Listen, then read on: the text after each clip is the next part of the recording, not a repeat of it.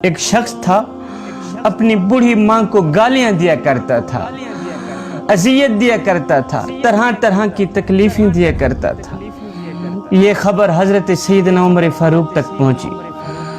جب یہ خبر پہنچی تو آپ نے اس بدبخت شخص کو اپنے پاس بلایا۔ جب وہ حاضر ہوا تو آپ نے اسے چھوٹی سی سزا دی۔ وہ سزا کون سی تھی؟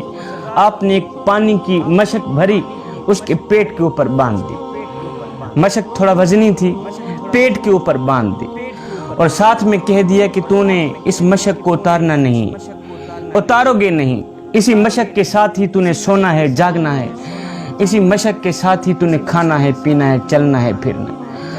مشک اتارو گے نہیں، اگر اتارو گے تو اور زیادہ سخت سزا دی جائے گی تجھے۔ یہ شخص گھر میں چلا گیا، اسی مشک کے ساتھ ہی یہ شخص کھاتا تھا، پیتا تھا، اٹھتا تھا، بیٹھتا تھا۔ ایک دن ایک رات بڑی مشکل سے اس نے گزارے۔ دوسرے دن یہ بدبخت شخص اپنی بوڑھی ماں کو لے کر حضرت عمر فاروق کے ہاں حاضر ہوا۔ چیخ کر کہنے لگا، رو کر کہنے لگا، حضرت مجھے معاف کر دیں، مجھ سے غلطی ہو گئی ہے، لہٰذا میری بوڑھی ماں نے مجھے معاف کر دیا، آپ بھی معاف کر دیں۔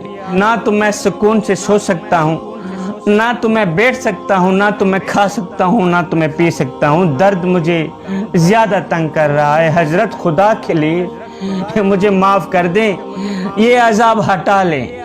اللہ اکبر۔ یہ سننے کے بعد حضرت عمر فاروق نے جو جواب دیا، جوانوں دل کے کانوں سے سنیے گا۔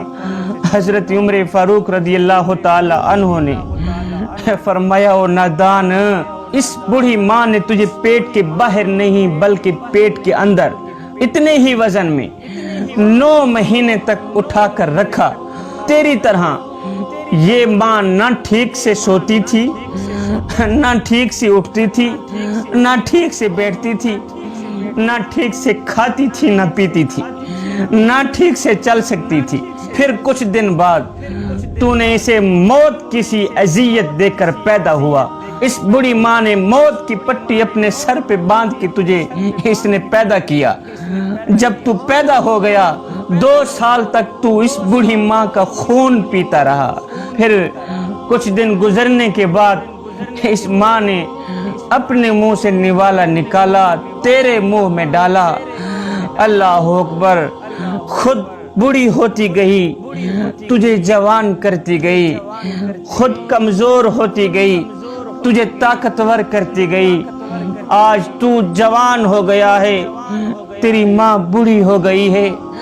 آج تو طاقتور ہو گیا ہے، تیری ماں کمزور ہو گئی ہے۔ آج جب تو اپنے پاؤں پہ کھڑا ہوا تو اس کا شکر ادا کرنے کے بجائے گالیاں دیتے ہوئے تجھے شرم نہیں آتی؟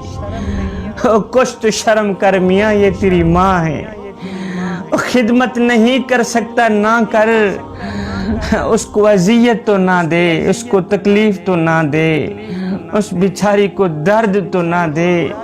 اور نادان، تجھے پتہ نہیں ہے، میرے کریم نبی نے فرمایا، صحابہ کاش میری ماں زندہ ہوتی، میں نماز میں اللہ کے حضور کھڑا ہوتا، ماں آواز دیتی، او بیٹے محمد، میں نماز چھوڑ کر دوڑ کر ماں کے پاس چلا جاتا اور زمانے کو بتاتا کہ ماں کی عظمت کیا ہوتی ہے۔ شاہ جی حج مہنگا ہو گیا ہے، کیا کریں؟ میں نے کہا کچھ بھی نہیں کرنا، حج مہنگا ہو گیا ہے۔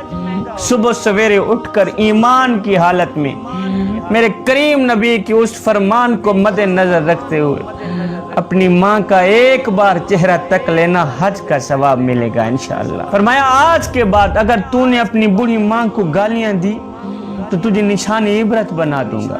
جوانوں، بدبخت ہے وہ شخص جو اپنے والدین کو اذیت دیتا ہے، بدبخت ہے وہ شخص جو اپنے والدین کو ناراض کرنے کی کوشش کرتا ہے۔